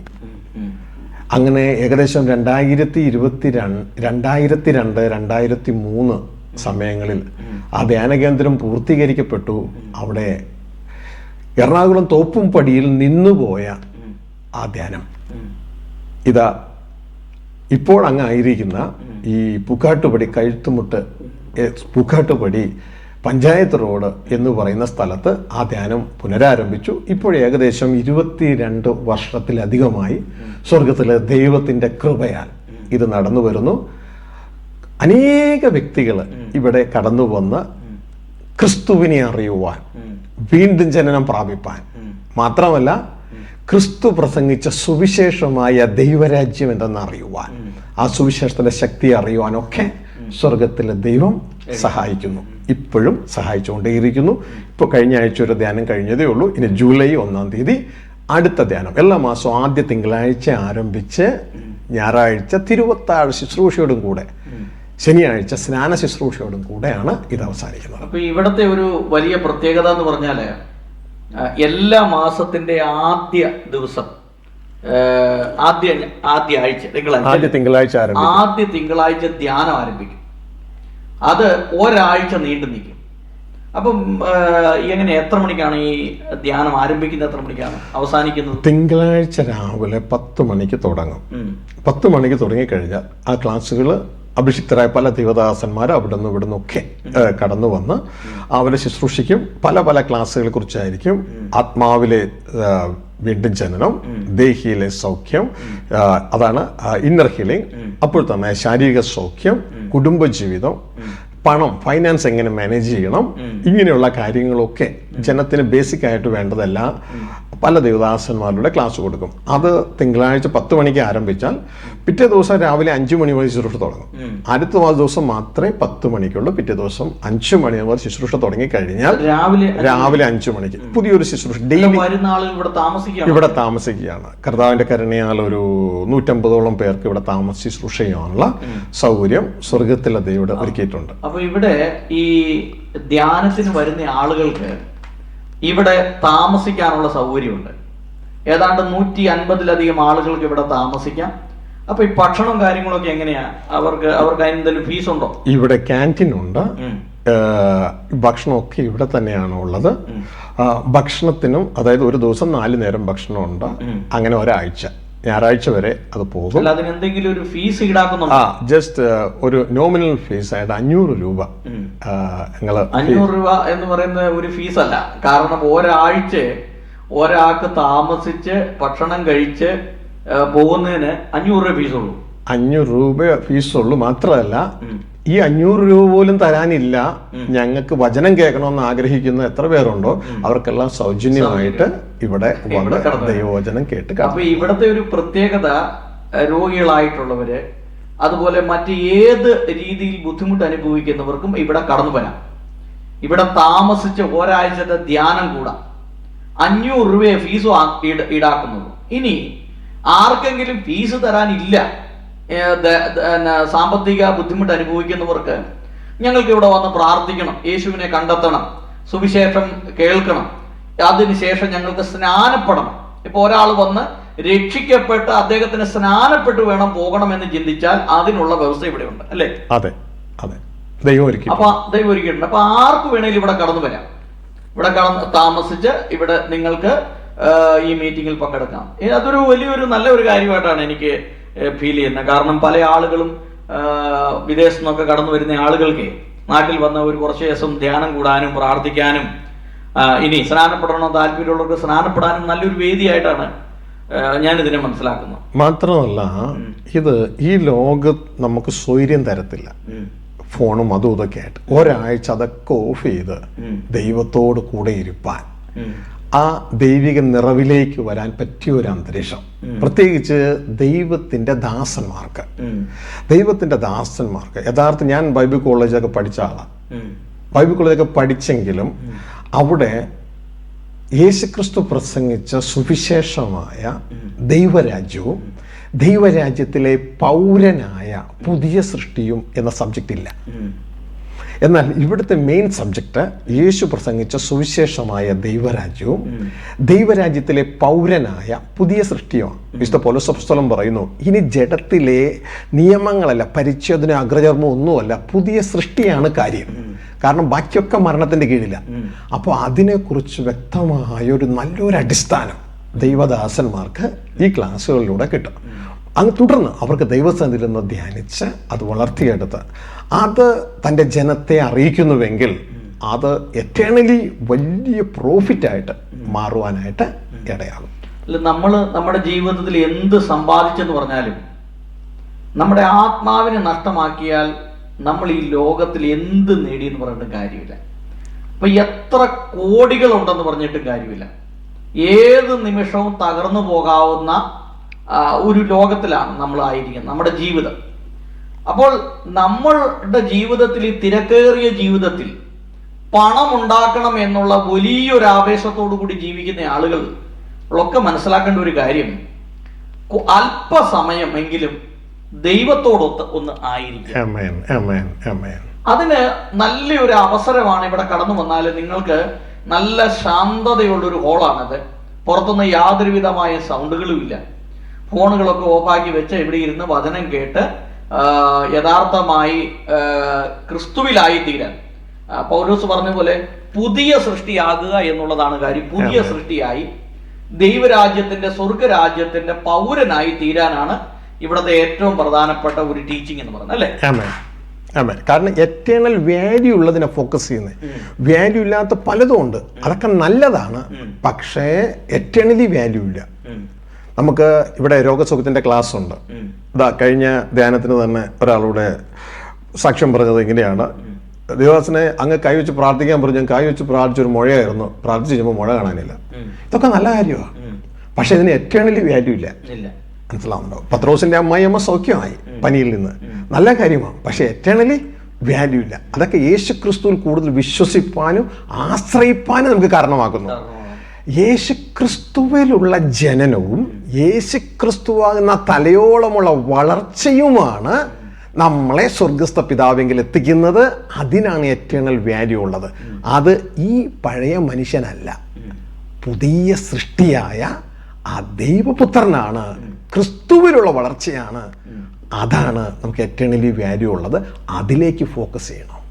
അതെ, ശരി. ഞാൻ ഇന്നലെ ഒരാളോട് സംസാരിച്ചപ്പോൾ അദ്ദേഹം പറഞ്ഞു, നമുക്ക് നമ്മുടെ കേരളത്തിൽ ഒരുപാട് ന്യൂ ജനറേഷൻ ചർച്ചകൾ വളർന്നു വരുന്നുണ്ട്. അവരെല്ലാം ഫോക്കസ് ചെയ്യുന്ന നമ്മുടെ ഭൗതിക നന്മകളെയാണ്. നിന്റെ കടബാധ്യത മാറുക, ബിസിനസ് അഭിവൃദ്ധിപ്പെടുക, ഈ നശിച്ചു പോകുന്ന ഈ ജഡം, ഈ ശരീരത്തിന് വേണ്ടിയുള്ള ഒരു പ്രകടനം ആണ് അവരെല്ലാവരും കാഴ്ചവെക്കുന്നത്. അപ്പൊ ബിസിനസ് വളരുക. പക്ഷെ അതിൽ നിന്ന് വ്യത്യസ്തമായിട്ട് ഇവിടെ നമ്മുടെ ആത്മീയ ജീവിതത്തിനെ ലക്ഷ്യം വെച്ചുകൊണ്ടുള്ള കാര്യങ്ങളാണ് പാസ്റ്റർ ചെയ്യുന്നത്, അല്ലെ? അതും ഇതും ഞാൻ പറഞ്ഞ ആശയം പാസ്റ്റർക്ക് മനസ്സിലായെന്ന് വിചാരിക്കുന്നു. ഒരുപാട് ന്യൂ ജനറേഷൻ ചർച്ചകൾ വളരുന്നുണ്ട്. അവരുടെയൊക്കെ പ്രവാചകന്മാരുണ്ട്. അവരുടെയൊക്കെ ഒരു വലിയ ലക്ഷ്യം എന്ന് പറയുന്നത് നമ്മുടെ ഈ നശിച്ചു പോകുന്ന ഈ ജഡശരീരത്തിനെ പുഷ്ടിപ്പെടുത്തുക, നമ്മുടെ ലോക സുഖങ്ങൾ എങ്ങനെ അനുഭവിക്കുക, വീട് വെക്കുക, കാറ് മേടിക്കുക എന്നുള്ള ഒരു ടീച്ചിങ് ആണ് അവരെല്ലാം കൊടുക്കുന്നത്. അതിൽ നിന്ന് വ്യത്യസ്തമായിട്ട് എന്താണ് പാസ്റ്ററുടെ ഈ ധ്യാന കേന്ദ്രത്തിൽ ചെയ്യുന്നത്? തീർച്ചയായും നല്ലൊരു ചോദ്യമാണ്. അവരറിഞ്ഞത് ചെയ്യുന്നു, അത്രേ ഞാൻ പറയുന്നുള്ളൂ. യഥാർത്ഥത്തിൽ ഈ ലോകം എന്ന് പറയുന്നത് പ്രശ്ന സങ്കീർണമായൊരു ലോകമാണ്. കാരണം മരണം വാഴുന്നു. മരണം വാഴുന്നത് കൊണ്ട് മരണത്തിൻ്റെ കുഞ്ഞായ രോഗം എല്ലായിടത്തും ഉണ്ട്. ഈ രോഗം വളർന്നാണല്ലോ മരണമായി തീരുന്നേ. അപ്പോൾ തന്നെ നെറ്റിയിലെ വേർപ്പുകൊണ്ട് കഴിക്കുക എന്ന ഒരു ശാപവും പിശാചിന്റെ കീഴിലുണ്ട്. അതുകൊണ്ട് പൈസ ഉണ്ടെങ്കിലും എല്ലാം കഴിക്കാൻ പറ്റും. പൈസ വേണമെങ്കിൽ പണിയെടുക്കണം. അപ്പൊ ഇങ്ങനെയുള്ള പ്രശ്നങ്ങളൊക്കെ നിരന്തരം നിലകൊള്ളുന്നത് കൊണ്ട് ആളുകളുടെ ആദ്യ ചിന്ത എന്ന് പറയുന്നത് എൻ്റെ ഈ പ്രശ്നങ്ങൾ മാറണമെന്നുള്ളതാണ്. പക്ഷേ പ്രശ്നങ്ങൾ ഒരിക്കലും ശാശ്വതമായി മാറില്ല എന്ന് അവർക്ക് തിരിച്ചറിയാൻ കഴിയുന്നില്ല. അപ്പോൾ ഇതിനൊക്കെ പരിഹാരമായി യേശുക്രിസ്തു കടന്നു വന്ന് പറഞ്ഞ ഒരു കാര്യമുണ്ട്. ഇതൊക്കെ ഇവിടെ ഉണ്ട്. നിനക്ക് തിന്നണം, നിനക്ക് കുടിക്കണം, നിനക്ക് ധരിക്കണം, ഇതൊക്കെ ഉണ്ട്. ഇതൊക്കെ അവിടെ നിൽക്കുമ്പോൾ ഇതിനൊക്കെ പരിഹാരമായി യേശുക്രിസ്തു ഒരു ഒറ്റമൂലി പറഞ്ഞു. നമ്മൾ ഈ പണ്ട് ഗവൺമെൻറ് ആശുപത്രി ചെല്ലുമ്പോൾ അവർ ടെസ്റ്റൊക്കെ കഴിഞ്ഞിട്ട് ചോദിക്കും കുപ്പി ഉണ്ടോ എന്ന്. അപ്പോൾ എന്തിനാ കുപ്പിന്ന് ചോദിച്ചാൽ ഒരു ചുമന്ന വെള്ളം തരാനാണ്. ഇതേപോലെ ആരെന്ത് അസുഖമായിട്ട് ചെന്നാലും അവർ ആ ചുവന്ന വെള്ളം കൊടുക്കും. ഇതേപോലെ യേശുക്രിസ്തുവും ഇങ്ങനെ ഒരു സംഭവം തരിക. എന്ത് വിഷയമായിട്ട് ചെന്നാലും യേശുക്രിസ്തു പറയുന്നു മുമ്പേ ദൈവരാജ്യം അന്വേഷിക്കുക, അതോട് കൂടെ എന്ത് തിന്നും, എന്ത് കുടിക്കും, എന്തുടുക്കും, നിന്റെ ഏത് വിഷയമാണോ അതിന്റെ പരിഹാരം ഇതിലുണ്ട്. ഇതാണ് ഇവിടെ ജനത്തെ അറിയിക്കുന്നത്. അപ്പോൾ ഇവിടെ ഈ താൽക്കാലിക പ്രോസ്പെരിറ്റി ഇല്ലാതില്ല. പക്ഷെ താൽക്കാലിക പ്രോസ്പെരിറ്റി നമുക്ക് വരുന്നത് നിത്യമായ പ്രോസ്പെരിറ്റിയിൽ നിന്നുകൊണ്ടാണ് താൽക്കാലികത്തിലേക്ക് ജനത്തെ കൊണ്ടുവരുവാനായിട്ട് ഇടയാകുന്നത്. ഞാൻ മറ്റൊരു കാര്യം സൂചിപ്പിച്ചോട്ടെ, അങ്ങ് പറഞ്ഞ ആ ഒരു ചിന്ത, ഈ ദൈവഭാഗത്തേക്ക് വരുമ്പോൾ നമ്മളെല്ലാവരും ആദ്യമേ ക്രിസ്തുവിനെ രക്ഷിതാവായി സ്വീകരിക്കുമ്പോൾ നമ്മൾ ആഗ്രഹിക്കുന്നത് നമ്മളുടെ ഭൗതിക കാര്യങ്ങൾ ക്രിസ്തുവിനിലൂടെ നമ്മുടെ ജീവിതത്തിൽ ഒന്ന് സാധിച്ചെടുക്കണമെന്നുള്ളതാണ്. അതെല്ലാവരും അങ്ങനെയാണ്, ഞാനും അങ്ങനെയായിരുന്നു. ഇതാണ് നമ്മുടെ വളർച്ചയുടെ സ്റ്റാർട്ടിങ് പോയിന്റ്. പിന്നെ കുറച്ച് നാളെ കഴിയുമ്പോൾ ഏതെങ്കിലും ദൈവദാസന്മാരൊക്കെ വന്നിട്ട് ഒരു ഉണർവ് പ്രസംഗമൊക്കെ പ്രസംഗിക്കുമ്പോൾ ആര് ക്രിസ്തുവിന് വേണ്ടി പോകും. അപ്പോൾ ഈ മനുഷ്യൻ്റെ ഉള്ളിലൊരു ചിന്തയുണ്ടാകും, ഇങ്ങനെയൊന്നും ജീവിച്ചാൽ പോരാ, ക്രിസ്തുവിന് വേണ്ടി എന്തെങ്കിലുമൊക്കെ ഒന്ന് ചെയ്യണം. ഇതാണ് രണ്ടാം സ്റ്റേജ്. ഇനി കുറച്ച് നാൾ കൂടി കഴിയുമ്പോൾ ദൈവരാജ്യ സുവിശേഷം എങ്ങാനും ഈ വ്യക്തി കേട്ടാൽ ഈ 2 ലെവലിൽ നിന്നും പ്രൊമോഷൻ കിട്ടി. പിന്നെ പുള്ളി ചിന്തിക്കുന്നത് ഇനി ക്രിസ്തുവിനെ കൊണ്ട് എൻ്റെ ഭൗതിക നില വലുതാക്കുകയല്ല, ക്രിസ്തുവിന് വേണ്ടി ഞാൻ എന്തെങ്കിലും ചെയ്യുകയല്ല, പകരം ക്രിസ്തു എന്നിലൂടെ ചെയ്യുവാനായിട്ട് ഏൽപ്പിച്ചു കൊടുക്കുന്ന 3ാം തലമാണ് ദൈവരാജ്യത്തിലെ ശുശ്രൂഷ. അതിലേക്ക് എത്തിച്ചേരും. ആ 3ാം തലമാണ് ഇവിടെ ശുശ്രൂഷ നടക്കുന്നത്. ക്രിസ്തു നമ്മളിൽ വസിച്ച് നമ്മളിലൂടെ പ്രവർത്തിക്കുന്നു. എങ്ങനെ? പിതാവ് ക്രിസ്തുവിൽ വസിച്ച് ക്രിസ്തുവിലൂടെ പ്രവർത്തിച്ചതുപോലെ. ഇതാണ് യോഹന്നാൻ 14:10 പറഞ്ഞത്, പിതാവ് എന്നിൽ വസിച്ച്, ഏത് പിതാവ്? ആത്മാവാകുന്ന പിതാവ് എന്നിൽ വസിച്ച് എന്നിലൂടെ പ്രവർത്തിക്കുന്നു. അതുകൊണ്ട് നിങ്ങൾ ശരിയായി എന്നെ കണ്ടാൽ എന്നിൽ നിങ്ങൾക്ക് പിതാവിനെ കാണാൻ കഴിയും. ഇവ ശരിയായി ഒരു വ്യക്തി ഇപ്പോൾ എന്നെയോ അല്ല എങ്കിൽ ഈ ശുശ്രൂഷയിൽ ഭാഗഭാക്കാവുന്ന ഒരു വ്യക്തിയോ കണ്ടാൽ അവർക്ക് എന്നിൽ ക്രിസ്തുവെ കാണാൻ കഴിയും. ക്രിസ്തുവെ ശരിയായി ഒന്ന് നോക്കിയാൽ ക്രിസ്തുവിൽ പിതാവിനെ കാണാൻ കഴിയും. കാരണം എൻ്റെ തല ക്രിസ്തു, ക്രിസ്തുവിൻ്റെ തല ദൈവം. അങ്ങനെ സ്വർഗത്തിലെ ദൈവം നമ്മിലൂടെ ഭൂമിയിൽ നടക്കുന്നതാണ് ദൈവരാജ്യം. ശരി. അപ്പൊ ഇനി എന്താണ് പാസ്റ്ററുടെ ഈ പ്രാർത്ഥനാലയവുമായിട്ട് ബന്ധപ്പെട്ട് എന്താണ് ഒരു ഭാവി പരിപാടികൾ എന്തൊക്കെയാണ്? ഇതിന് ഏതെങ്കിലും ഒരു ബ്രാഞ്ചുകളുണ്ടോ, അല്ലെങ്കിൽ ഇനി എന്തെങ്കിലും ഒരു പദ്ധതി ഉണ്ടോ മറ്റുള്ള സ്ഥലങ്ങളിലേക്ക് ഈ ധ്യാന കേന്ദ്രത്തിന്റെ ബ്രാഞ്ചുകളൊന്ന് വ്യാപിപ്പിക്കണം, അങ്ങനെ എന്തെങ്കിലും ഒരു പദ്ധതി ഉണ്ടോ മനസ്സിൽ? ആക്ച്വലി ഇപ്പോൾ ഈ ശുശ്രൂഷ മൂവ് ചെയ്യുന്നത് മത്തായിയുടെ സുവിശേഷം 24-ാം അധ്യായം 14-ാം വാക്യപ്രകാരമാണ്. യേശു കർത്താവ് ഇങ്ങനെ പറഞ്ഞു, രാജ്യത്വത്തിന്റെ ഈ സുവിശേഷം സകല സൃഷ്ടികൾക്ക് സാക്ഷ്യമായി ലോകത്തിന്റെ എല്ലായിടവും അറിയിക്കപ്പെടും, അതോടെ യുഗം അവസാനിക്കും. ആ ശുശ്രൂഷയുമായിട്ടുള്ള ബന്ധത്തിലാണ് എന്നെ ഏൽപ്പിച്ചിരിക്കുന്നത്. അതുകൊണ്ട് ഒരു സഭ സ്ഥാപിക്കലല്ല, ഈ രാജ്യത്തിന്റെ സുവിശേഷം ലോകത്തിന്റെ എല്ലാ ഭാഗങ്ങളിലും അറിയിക്കണം. അപ്പോൾ പക്ഷെ ഞാൻ സഭ സ്ഥാപിക്കാൻ പോകുന്നില്ലെങ്കിലും ഈ ധ്യാനകേന്ദ്രവുമായി ബന്ധപ്പെട്ട് പലയിടത്ത് സഭകൾ സ്ഥാപിക്കപ്പെട്ടുകൊണ്ടിരിക്കുക ഓട്ടോമാറ്റിക്. അതായത് ഇവിടെ കടന്നു വരുന്ന ആളുകളുടെ ഉള്ളിൽ ഒരു പ്രചോദനം ഉണ്ടായി അവര് തന്നെ ആരംഭിക്കുക. ഇപ്പൊ കൊല്ലത്ത് ആരംഭിപ്പിക്കപ്പെട്ടു, തിരുവനന്തപുരത്ത് ആരംഭിപ്പിക്കപ്പെട്ടു, വയനാട്, അവിടെയും പല വിശ്വാസികൾ ഓട്ടോമാറ്റിക് ആയി കഴിഞ്ഞു. അവരും അത് ആഗ്രഹിച്ചുകൊണ്ടിരിക്കുന്നു. അപ്പോ ഈ ലോകത്തിന്റെ പല ഭാഗങ്ങളിൽ ഓസ്ട്രേലിയയിൽ ഓൾറെഡി നമ്മളുടെ അതേ ടീച്ചിങ് മനസ്സിലാക്കി ടീച്ച് ചെയ്യുന്നവരുണ്ട്, ഓസ്ട്രിയയിലുണ്ട്, അപ്പോൾ ഗൾഫിൻ്റെ ഭാഗത്തുണ്ട്. പലയിടത്തും ഞാൻ കേൾക്കുന്നു, പാസ്റ്ററെ ഫോളോ ചെയ്ത് ഞങ്ങളിവിടെ എൻ്റെ കൂടെ 10 പേരുണ്ട്, എൻ്റെ ഇവിടെ ഇത്ര പേരുണ്ട് എന്ന് പറഞ്ഞ് ഓരോരുത്തരും പറയുന്നു. ഞാൻ അവർക്ക് വേണ്ട സ്പിരിച്വൽ ഗൈഡൻസ് കൊടുക്കുന്നു. ഫിസിക്കലി പലപ്പോഴും ഓടിയെത്താനായിട്ട് കഴിയുന്നില്ലെങ്കിൽ സ്പിരിച്വൽ ഗൈഡൻസ് കൊടുക്കുന്നു. എല്ലാ ഉത്തരവാദിത്തം നിങ്ങളുടേത്. പക്ഷേ ആത്മീകമായ ദൈവികമായ ഒരു സന്ദേശം ഹെൽപ്പ് ആവശ്യമുണ്ടെങ്കിൽ കൂടെ ഞാൻ നിങ്ങളുടെ കൂടെ ഉണ്ടാകും. എൻ്റെ ശുശ്രൂഷ എന്ന് പറയുന്നത് മത്തായി 24:14 അതിനുവേണ്ടിയാണ് ഈ കഴിഞ്ഞ 30-35 വർഷമായിട്ട് സ്വർഗത്തിലെ ദൈവം ഈ ഓൺലൈൻ ടെക്നോളജിയെ വർദ്ധിപ്പിച്ചെടുത്ത് ഇവിടം വരെയും കൊണ്ടുവന്നത്. എന്തിനു വേണ്ടി? മത്തായി 24:14 നിവർത്തീകരിക്കപ്പെടണം. രാജ്യത്തിൻ്റെ സുവിശേഷം ഇപ്പോൾ നമ്മൾ സംസാരിക്കുമ്പോൾ അത് യൂട്യൂബിലൂടെ, ഫേസ്ബുക്കിലൂടെ, പല ഓൺലൈൻ മാധ്യമത്തിലൂടെ, MP4 MP3 ഒക്കെ ലോകത്തിൻ്റെ എല്ലാ ഭാഗങ്ങളിലും എത്തുകയാണ്. അങ്ങനെ ഈ പ്രവചനം നിവർത്തീകരിക്കപ്പെട്ടിരിക്കുകയാണ്, പെട്ടുകൊണ്ടിരിക്കുകയാണ്. അതായത് ഈ ധ്യാന കേന്ദ്രം എന്ന് നമ്മൾ കേൾക്കുമ്പോൾ പെട്ടെന്ന് നമുക്ക് ഒരു കത്തോലിക്ക സഭയുമായി ബന്ധപ്പെട്ട ഒരു ചിന്തകളൊക്കെ വരും. അപ്പൊ എന്താണ് പാസ്റ്റർ ഈ ധ്യാന കേന്ദ്രം ഇതിനൊരു പേരിടാൻ, അല്ലെങ്കിൽ ഒരു ധ്യാനം എന്ന് ഒരു പേര് കൊടുക്കാനുള്ള കാരണം എന്താണ്? ഒരു മനുഷ്യനെ ഫലമുള്ളതാക്കണമെങ്കിൽ അതിൻ്റെ മെത്തേഡ് വിശുദ്ധ ബൈബിൾ പറയുന്നുണ്ട്. അവൻ തക്ക കാലത്ത് ഫലം കായ്ക്കുന്ന വൃക്ഷം പോലെ ഇരിക്കും. അതൊരു ധ്യാനത്തിലൂടെയാണ് നടക്കുന്നത്. ആദ്യം ഒരു 3 വേലി കെട്ടണം.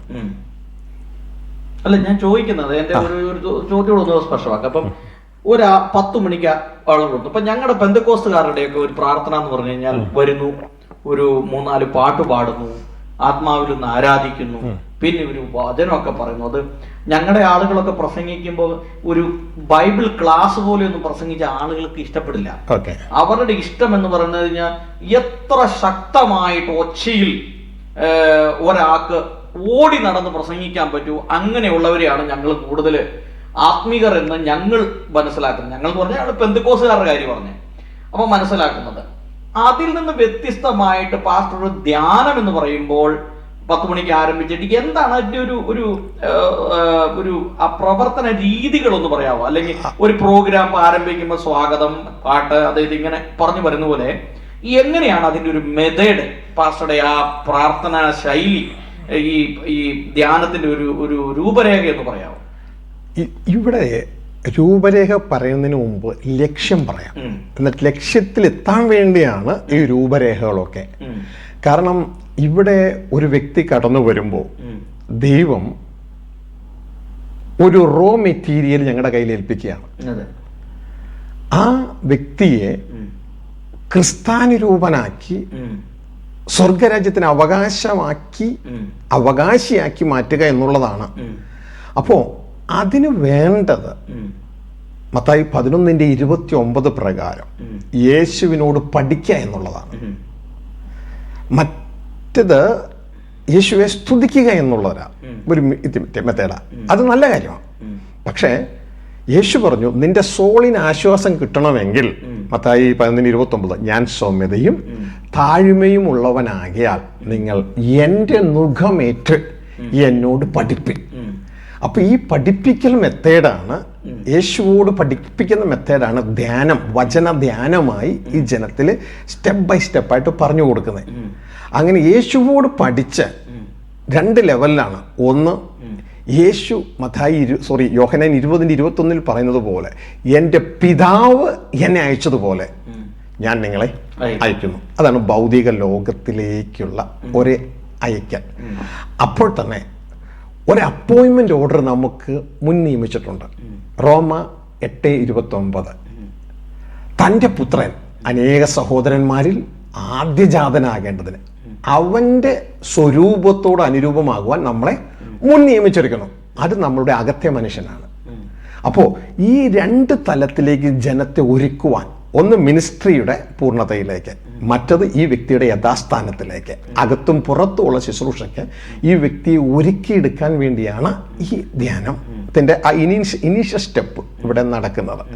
അപ്പോൾ ഇവിടെ വരുന്ന ഒരു വ്യക്തിക്ക് ആദ്യമേ കൊടുക്കുന്നത് ആശ്വാസത്തിൻ്റെ വചനങ്ങളാണ്.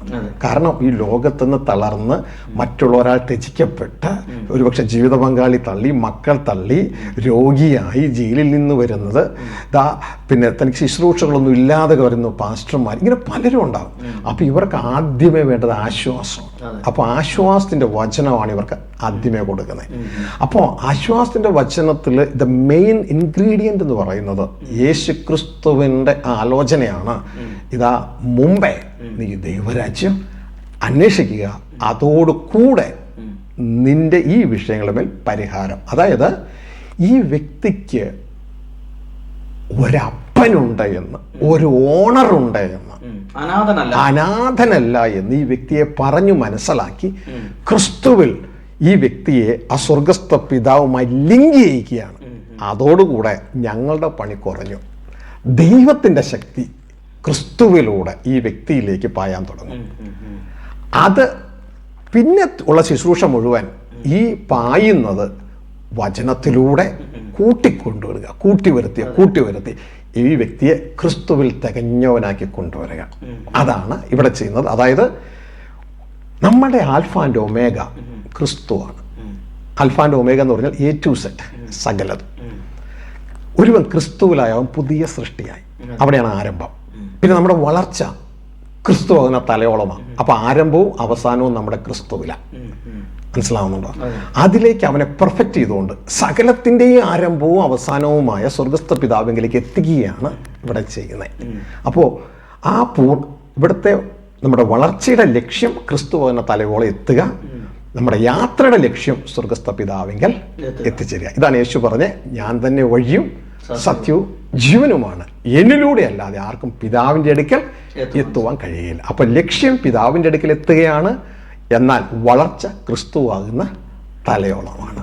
Growth and goal in Christian life is different. അപ്പം ഞാൻ ചോദിച്ചത്, നമ്മുടെ ഈ അത് എനിക്ക് മനസ്സിലായി, ലക്ഷ്യം മനസ്സിലായി. അപ്പൊ ഒരാള് രാവിലെ വന്നാൽ അവരെ ഏത് രീതിയിലാണ് ഈ പ്രാർത്ഥനാ കൂട്ടായ്മയിൽ നയിക്കുന്നത്? ഇപ്പൊ ഞാൻ അതിനൊരു ഉദാഹരണം പറഞ്ഞു. ആദ്യം 2 പാട്ട് പാടുക, അതിനുശേഷം വചനം സംസാരിക്കുക. എന്താണ് അതിന്റെ ഒരു രൂപരേഖ എന്ന് പറയാമോ? ഇപ്പോൾ തിങ്കളാഴ്ച മീറ്റിംഗ് തുടങ്ങി, എങ്ങനെയാണ് അതിന്റെ ഒരു അറേഞ്ച്മെന്റ്സ് എങ്ങനെയാണ്? ഇവിടെ ആളുകൾ വരുമ്പോൾ തുടക്കത്തിലെ ആളുകൾ വന്ന് തുടങ്ങുന്നതേ ഉള്ളൂ. ആദ്യത്തെ ദിവസം തന്നെയാണ് വൈകുന്നേരം വരെ ആൾ വന്നുകൊണ്ടേയിരിക്കും. കാരണം ദൂരദേശത്ത് നിന്നൊക്കെ ആൾ വരുമ്പോൾ ഇവൻ പിറ്റേ ദിവസമൊക്കെ വരുന്നവരും കൂടിയുണ്ട്. തിങ്കളാഴ്ച തുടങ്ങിയാൽ ചൊവ്വാഴ്ച വരുന്നവരും കൂടിയുണ്ട്. അപ്പോൾ ആദ്യം തന്നെ ഇവർക്ക് ചില പാട്ട്, തുടർന്ന് ദൈവവചന ശുശ്രൂഷ, കംഫർട്ട്, ഇവരെ ആശ്വസിപ്പിക്കുന്ന ദൈവവചന ശുശ്രൂഷകൾ, ഇത് കൊടുത്തുകൊണ്ടിരുന്നത് ഏറ്റവും വൈകിട്ട് 5 മണിയാകുമ്പോഴാണ് നമ്മുടെ മെയിൻ ക്ലാസ് സ്റ്റാർട്ട് ചെയ്യുക.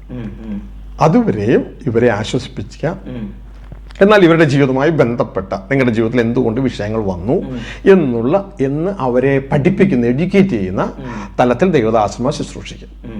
എന്നാൽ വൈകിട്ട് 5 മണിയാകുന്നതോടുകൂടെ ഓൾമോസ്റ്റ് എല്ലാവരും വന്നിട്ടുണ്ടാകും. ആവശ്യക്കാർക്ക് കൗൺസിലിംഗ് കൊടുക്കും. തീർച്ചയായും തീർച്ചയായും അതൊരു ബുധനാഴ്ചയോടുകൂടെ ബുധനാഴ്ച എൻ്റെയോടുകൂടെ ഇവിടുത്തെ ക്ഷമിക്കുന്ന സ്നേഹം എന്നൊരു ക്ലാസ് ഉണ്ട്. അപ്പോൾ അത് വളരെ പ്രാധാന്യമേറിയ ക്ലാസ്സാണ്. ആ ക്ലാസ് കഴിയുന്നതോടുകൂടിയാണ് കൗൺസിലിംഗ് സ്റ്റാർട്ട് ചെയ്യുക. ആവശ്യക്കാർക്ക് കൗൺസിലിംഗ് ചെയ്യാനായിട്ട് പുരുഷന്മാർക്ക് ദേവദാസന്മാരുണ്ട്, പല സഭകളിൽ നിന്ന് വരുന്ന ദേവദാസന്മാർ പാസ്റ്റേഴ്സ് ഉണ്ട്. അപ്പോൾ തന്നെ സഹോദരിമാർക്ക് സഹോദരിമാരുണ്ട്. അവർക്ക് വേണ്ട കൗൺസിലിങ്ങും കൊടുത്ത് ആ ഒരു രീതിയിൽ ആ ഇനീഷ്യൽ സ്റ്റേജ് എന്ന് പറയുന്നത് ആത്മരക്ഷയാണ് ക്ലാസ്സിലേക്ക് വരുന്നത്. അവർക്ക് കംഫർട്ട് കൊടുത്തുകൊണ്ട് ആത്മരക്ഷയിലേക്ക് യേശു ക്രിസ്തുവിലൂടെയുള്ള സൗജന്യമായി കാൽവരി ക്രൂശിലെ യാഗത്തിലൂടെ ദൈവം നമുക്ക് നൽകിയ കഴിഞ്ഞകാല പാപങ്ങളുടെ ശിക്ഷാവിധിയിൽ നിന്നുള്ള രക്ഷ, ആ രക്ഷയുടെ അനുഭവത്തിലൂടെ ഈ വ്യക്തിക്ക് തിരിച്ചറിവ് കൊടുക്കുകയാണ് ദൈവം എങ്ങനെയാണ് നമ്മളെ രക്ഷിച്ചത്. പുതിയ സൃഷ്ടികർമ്മത്തിലൂടെയാണ് രക്ഷിച്ചത്. ഈ ഒരു പോയിന്റ് സഭകൾ ഊന്നി പറയണം. നമ്മളെ രക്ഷിച്ചത് ഇതിനെയല്ല രക്ഷിച്ചത് പുതിയ സൃഷ്ടികൾ, ഇത് വീണ്ടും മരിക്കണം, ഇതിനെയല്ല ദൈവം രക്ഷിച്ചേ. ക്രിസ്തുവിലൂടെ പുതിയ സൃഷ്ടികർമ്മത്തിലൂടെയാണ് രക്ഷിച്ചത്. ആ പുതിയ സൃഷ്ടിക്ക് വീണ്ടും മരണമില്ല. അപ്പോൾ ഈ പ്രാർത്ഥനാലയത്തെ കുറിച്ച് നമുക്ക് വ്യക്തമായി. അപ്പം ഇപ്പോ പെരുമ്പാവൂര് ഭാഗത്തുനിന്ന്, അതായത് കോതമംഗലം പെരുമ്പാവൂര് ഭാഗത്തുനിന്ന് വരുന്ന ആളുകൾക്ക് പെരുമ്പാവൂര് വന്നതിന് ശേഷം പൂക്കാട്ട് വഴിയുള്ള വണ്ടിയിൽ കയറിയാൽ ഇവിടെ എത്താം അതെ അല്ലേ? അതേസമയം എറണാകുളം ഭാഗത്ത് വരുന്ന ആളുകൾക്ക് അവർക്ക് എടപ്പള്ളി ഇത് കേട്ടിട്ട് ഒരാൾ ചിന്തിക്കുകയാണ് ഈ കൂട്ടായ്മയിൽ നിന്ന് സംബന്ധിക്കണം. അപ്പോൾ അങ്ങനെയാണെങ്കിൽ ഇത് ഒരു വഴിയൊന്ന് പറയാമോ? തൃശ്ശൂർ ഭാഗത്ത് നിന്ന് വരുന്നവരാണെങ്കിൽ ബെറ്റർ ആലുവയിൽ ഇറങ്ങുക. ട്രെയിനിലാണ് വരുമെങ്കിൽ ആലുവയിൽ ഇറങ്ങി ആലുവയിൽ നിന്ന് പൂക്കാട്ടിൽ ബസ്സുണ്ട്. പൂക്കാട്ടുപടിയിൽ നിന്ന് ഇങ്ങോട്ടേക്കൊരു 2.5 കിലോമീറ്ററേ ഉള്ളൂ. അത് ഓട്ടോയ്ക്കോ ബസ്സിനോ വരാം. അല്ല, എടപ്പള്ളി ടോളിൽ ഇറങ്ങാം. എറണാകുളത്ത് നിന്ന് വരുന്നവർക്ക് എടപ്പള്ളി ടോളിൽ നിന്ന് ഡയറക്റ്റ് പൂക്കാട്ടുപടി ബസ്സുണ്ട്. അതിൽ കയറുവാണെങ്കിൽ ഒറ്റ ബസ്സിന് തന്നെ പൂക്കാട്ടുപടി എത്തുന്നതിന് 3 കിലോമീറ്റർ മുമ്പ് ആണ് പഞ്ചായത്ത് റോഡ് എന്ന് പറയുന്ന ബസ് സ്റ്റോപ്പ്. പഞ്ചായത്ത് ഓഫീസല്ല, പഞ്ചായത്ത് റോഡ് എന്ന് പറയുന്ന ബസ് സ്റ്റോപ്പ്. അവിടെ ഇറങ്ങിയാൽ അവിടെ നിന്ന് ഒരു 150 മീറ്റർ കഷ്ടേ ഉള്ളൂ ഈ ധ്യാന കേന്ദ്രം. ഓക്കെ. അപ്പം ഈ പ്രാർത്ഥനാലയത്തെ നിങ്ങൾക്ക് പരിചയപ്പെടുത്തി തന്നു. അപ്പം ഇനി നിങ്ങൾക്ക് ആർക്കെങ്കിലും ഇവിടെ പ്രാർത്ഥനയ്ക്ക് കൂടണം, കടന്നു വരണം എന്ന ആഗ്രഹം ഉണ്ടെങ്കിൽ നിങ്ങൾക്ക് ഈ നമ്പർ ഇതിൻ്റെ അകത്ത് ഞാൻ ലോഡ് ചെയ്യുന്നതായിരിക്കും. അപ്പം നിങ്ങൾക്ക് ഈ പ്രാർത്ഥന കൂട്ടിയാണ്. അപ്പോൾ പാസ്റ്റർ ഇത്രയും സമയം പാസ്റ്ററുമായിട്ട് സംസാരിക്കാൻ കഴിഞ്ഞത് ഒരു വലിയ ഭാഗ്യമായിട്ട് കാണുകയാണ്. അപ്പോൾ പാസ്റ്റർ ദൈവം ധാരാളമായിട്ട് അനുഗ്രഹിക്കട്ടെ. Okay, amen. Thank you.